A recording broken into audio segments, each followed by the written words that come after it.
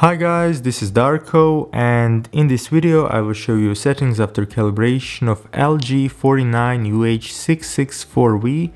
That's LG's UH66 Ultra HD series with HDR support in their 2016 lineup.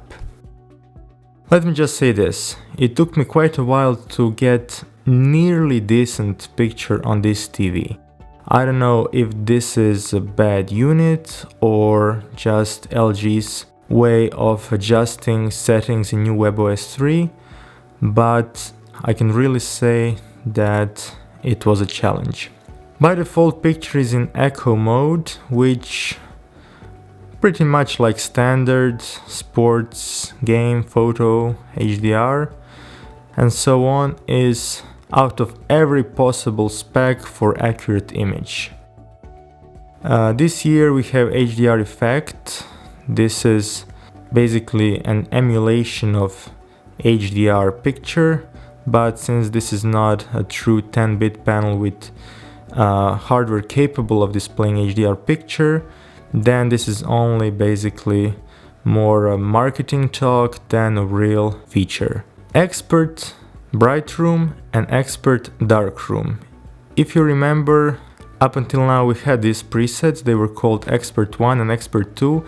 They are meant for ISF calibration for daytime and nighttime, but now LG decided to change their names, and I can say together with cinema they are the most precise out of the box, but this is still not really an accurate image. That, to be honest, I would expect in 2016 TVs to have more accurate image in those presets. But this is not the case. So a couple of information about this TV. So by default it can cover 97% of Rec 709, which is good result, but its color gamut is nowhere close to DCI-P3, reaching only 77% of the complete gamut.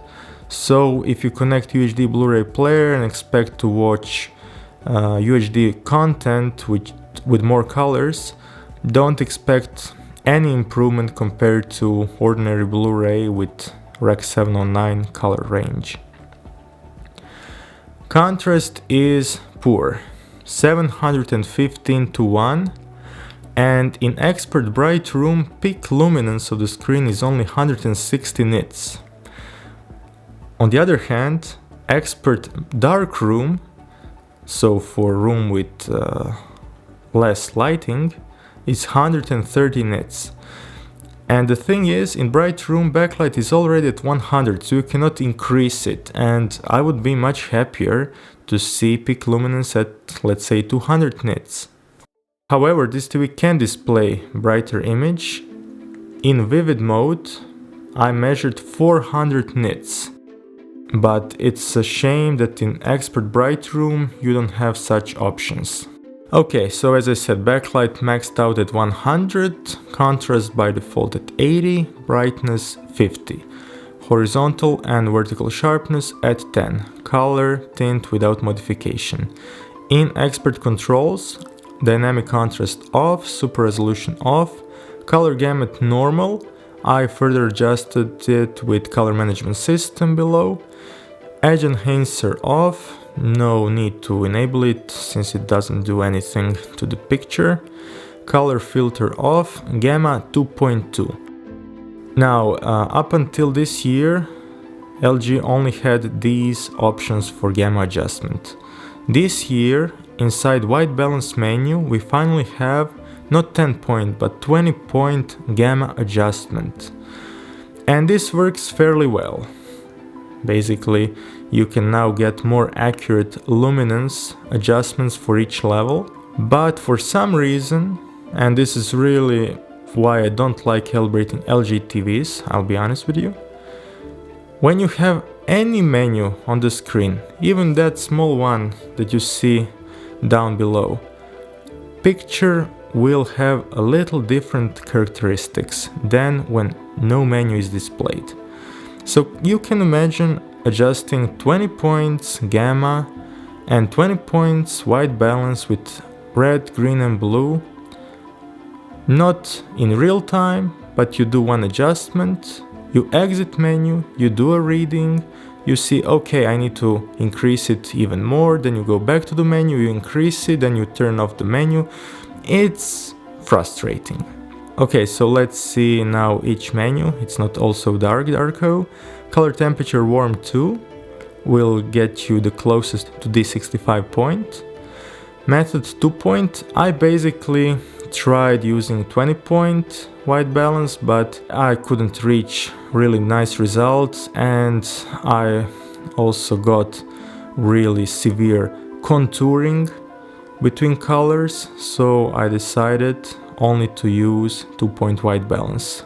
So for bright area of the picture, red is +6, green -10, and blue is +8. And for low points, red is +7, green is +10, and blue is -39.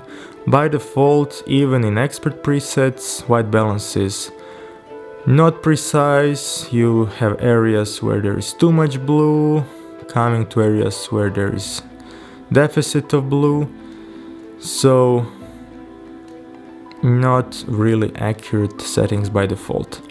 And now let's see adjusting luminance for each level. So I'll start with 100 and go below. So here luminance is at default 0, and all other options are at 0. As I said, I reset them all, and I adjusted only adjusting luminance option.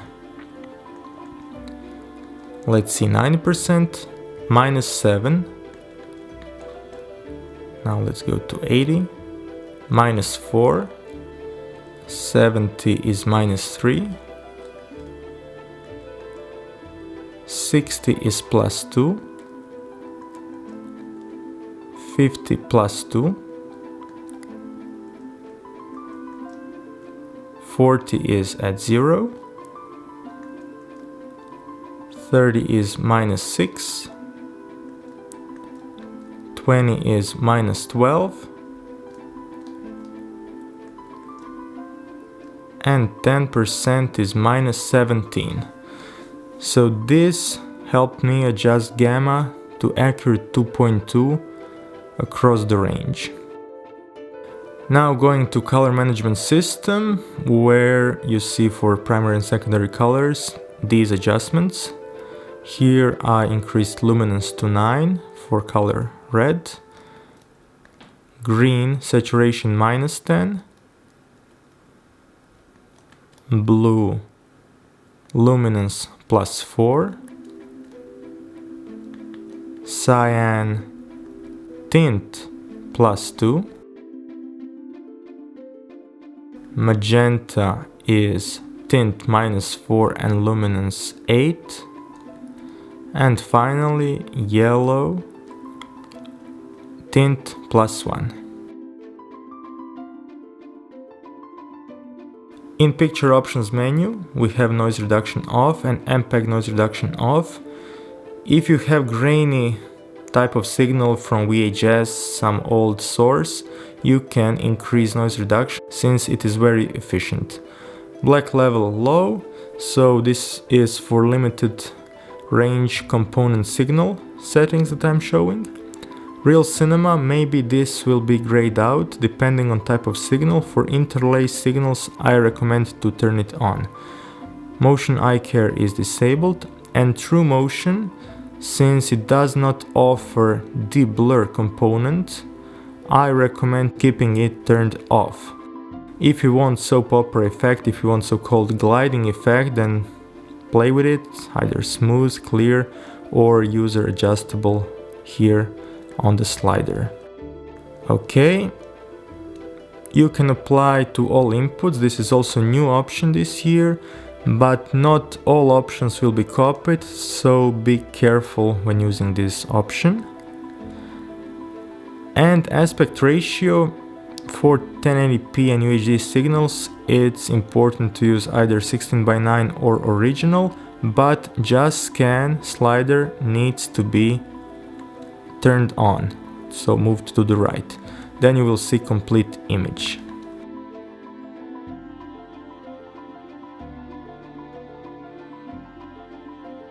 So as you can see, this is not an ideal TV for calibration, so I can only recommend it for really not demanding users as a secondary display. It really doesn't have great image quality, especially by default, where in every preset many items are out of spec and not accurate. Still guys, thank you for watching, hope this video helps you get more out of this product, and I'll be seeing you in some other video. Bye!